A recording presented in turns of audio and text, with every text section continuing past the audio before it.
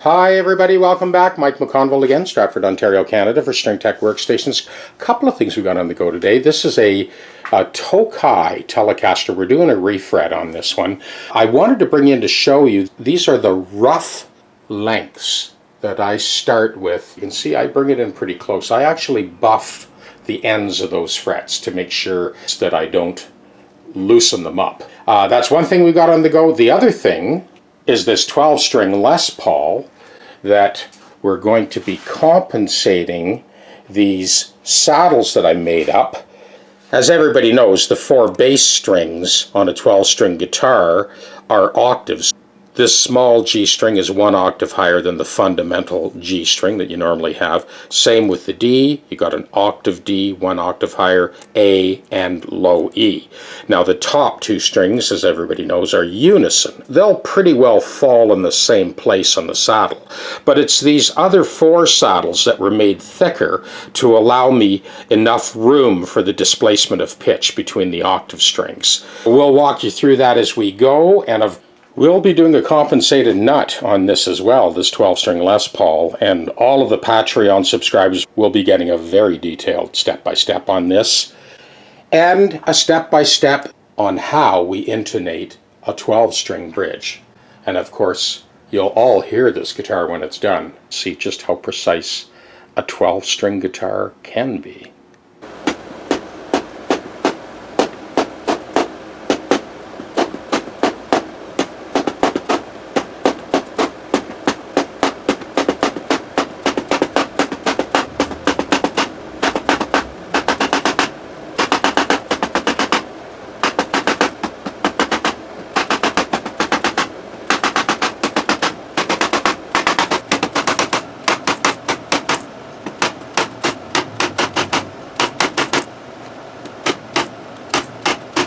We're still doing reconnaissance on this 12-string Les Paul. This is the gauge of string that we settled on. We got a 20 thou wound fundamental G string, or 3rd string. And it's basically a 9 to 46 set.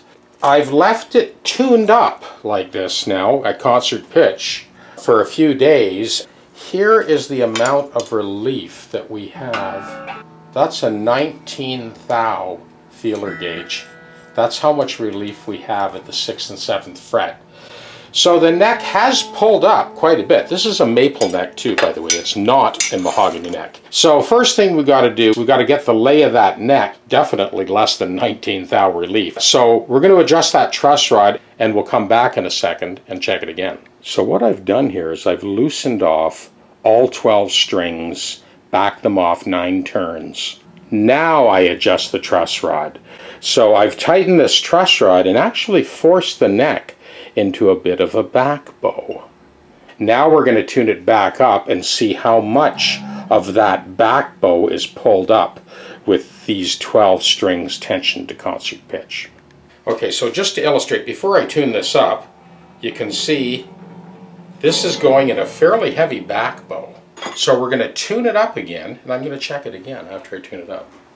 Here we go, moment of truth. So that's tuned up to concert now. No back bow. None at all. Those strings pulled that back bow out of the neck. That's how much extra tension there is on this 12-string guitar. Now there is a bit of discrepancy at the neck to body junction, and that will need to be dressed. But now we can go about our business of intonating the bridge and getting on with the compensated nut. So now when we put our longer straight edge up, we've got 5 thou of relief. I can actually feel that touch. So now at the 5th, 6th, and 7th fret, we went from 19 thou of relief, as you saw earlier. We got it down to 5 thou. We're in good shape. Welcome back everyone, Mike McConville here, Stratford, Ontario, Canada. Here's a very quick tip video. For all of you guys that have your TechDecks and you guys that are waiting for the new ones, I usually have a long block and one short block for 90% of the work that I do. But in the case of these very long, flexible, long scale bass necks, I put 2 long blocks on.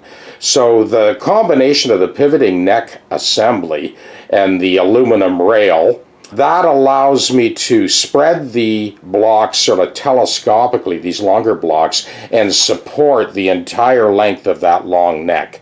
Of course, the body is held completely independent of the neck, but this last portion of the neck here, no flex in that baby. You could run a truck over that.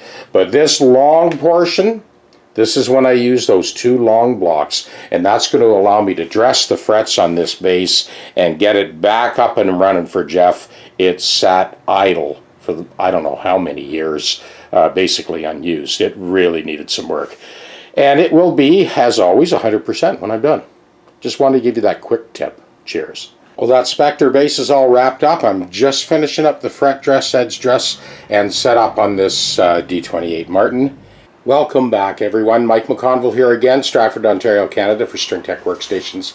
It looks like we got another Gibson week coming up here. There's this Flying V, and I wanted to keep you in the loop on this Les Paul 12 string because we're doing a compensated nut on that. I've already replaced the saddles with thicker, intonated, compensated saddles. So on those octave strings, each focal point is in a different place. In other words, the low E string is a little bit further back. This one is a little further forward. You can't see it, but I've actually relieved underneath that string to bring the focal point back.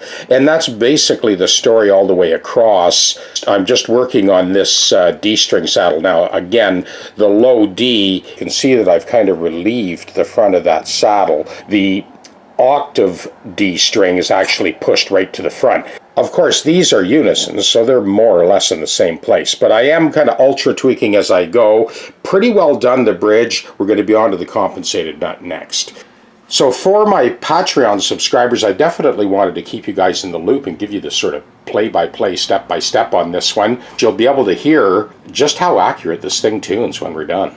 So this is the Gibson Flying V.